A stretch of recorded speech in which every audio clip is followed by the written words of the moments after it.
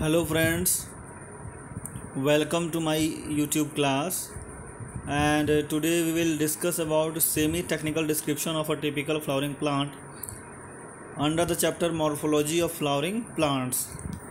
तो हम लोग पढ़ रहे हैं मॉर्फोलॉजी ऑफ फ्लावरिंग प्लांट्स और आज हम पढ़ेंगे कि किसी एक फ्लावरिंग प्लांट्स को टेक्निकली हम कैसे डिस्क्राइब करेंगे, क्या क्या वर्ड्स यूज़ होंगे, क्या क्या सिंबल्स यूज़ होंगे उसको डिस्क्राइब करने में। तो लेट स्टार्ट द क्लास। तो सबसे पहले बात ये है कि जब भी हम किसी प्लांट का डिस्क्रिप्शन करते हैं तो first of all we give the habitat of that plant, कि वो हैबिटेट एनुअल है, बाइनियल है या पेरेनियल है।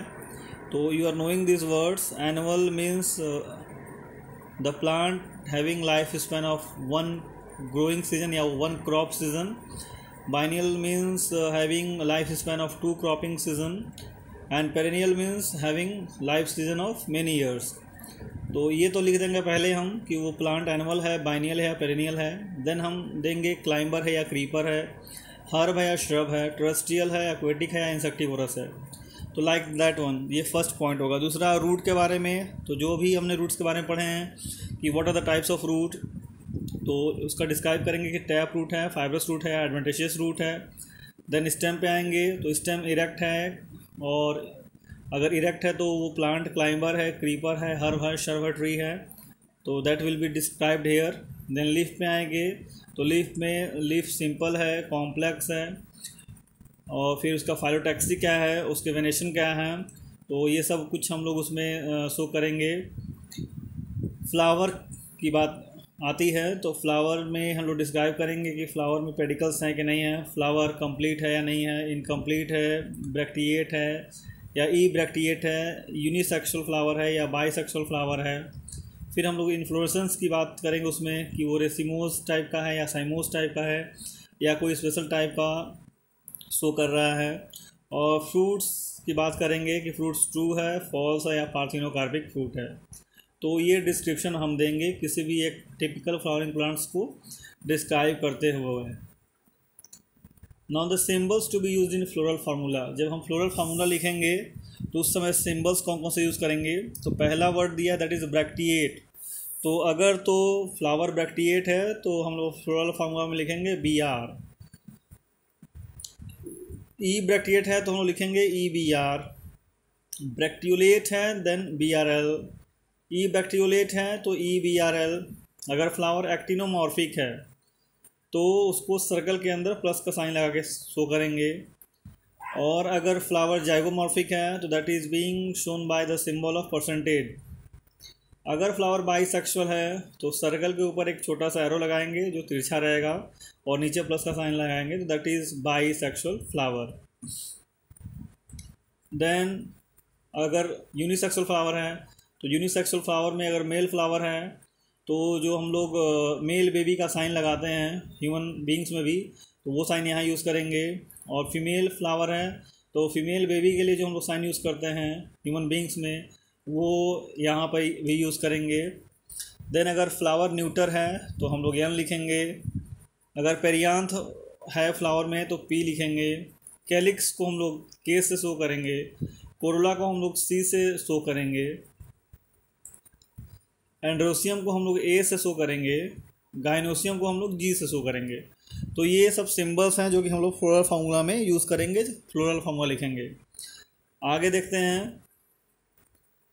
सेपल्स मान लो 5 है और फ्री है तो हम लोग लिखेंगे K5। सेपल्स 5 हैं लेकिन फ्यूज्ड हैं, मतलब एक दूसरे के साथ जुड़े हुए हैं, अलग अलग नहीं दिख रहे हैं, तो उसको लिखेंगे हम लोग K5 और 5 रहेगा ब्रैकेट में, तो ब्रैकेट शो करेगा कि सेपल्स फ्यूज्ड हैं। पेटल्स 6 हैं और फ्री हैं तो C6 लिखेंगे, और पेटल्स 5 फ्यूज्ड हैं तो उनको हम फिर से ब्रैकेट में लगा देंगे। स्टेमन 10 हैं और फ्री हैं तो A लिखेंगे, एंड्रोसियम का A, और 10 लिख देंगे।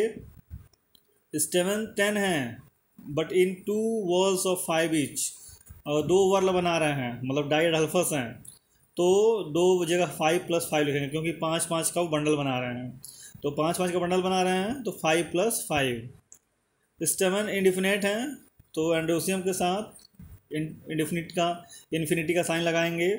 स्टेटमेंट 10 है डाइअडल्फस में, मतलब कि 2 ग्रुप बना रहे हैं तो जिसमें कि 9 फ्यूज्ड हैं, तो जो फ्यूज्ड हैं उनको ब्रैकेट में लेंगे और जो फ्री है उसको अलग लगाएंगे, 9+1। नाउ कार्पस 2 हैं और फ्री हैं, तो जी गाइनोसियम का जी लिखेंगे और 2 लिखेंगे। बाई कार्पेलरी सिनकार्पस है तो ब्रैकेट लगा देंगे। कार्पस 5 फ्यूज्ड हैं तो गाइनोसियम 5 और फ्यूज कर देंगे ब्रैकेट के साथ। एपिपेटस कंडीशन है तो androecium that is connected with C और ए पर ऊपर जोड़ देंगे। एपीफाइलस कंडीशन है तो ए और पी को जोड़ देंगे। सुपीरियर ओवरी है तो हम लोग जी को अंडरलाइन कर देंगे। इन्फीरियर ओवरी है तो जी को ऊपर एक बार दे देंगे, तो वो शो करता है कि ओवरी जो है वो इन्फीरियर है। और अगर पेरिगैस कंडीशन है, मतलब कि जो ओवरी है वो हाफ इन्फीरियर है और हाफ सुपीरियर है, तो जी के बगल से एक एरो देंगे। तो these are the symbols to be used in floral formulas. Now next is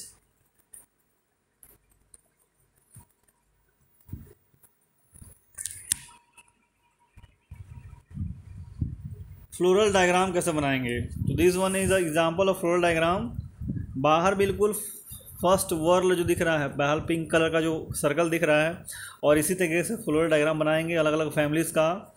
और क्लास 11th में हम लोगों को 3 फैमिलीज़ का डिस्क्रिप्शन पढ़ना है, and this is only example. और ऐसे ही अलग अलग तीनों फैमिलीज़ के डायग्राम बनाने हैं। तो जो पहला सर्कल दिख रहा है दैट इज़ कैलिक्स, तो फ्लावर में कितने कैलिक्स हैं उतने ये हम बनाएंगे सर्कल्स, 1 2 3 4।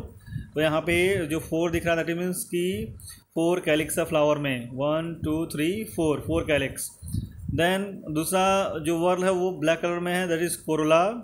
उसके अंदर जाएंगे दैट इज़ एंड्रोसियम, मतलब कितने स्टेमन्स है वो बनाएंगे, और बिल्कुल सेंटर पे गाइनोसियम बनाएंगे। तो this how we will draw the floral diagram. Thanks a lot for watching my video.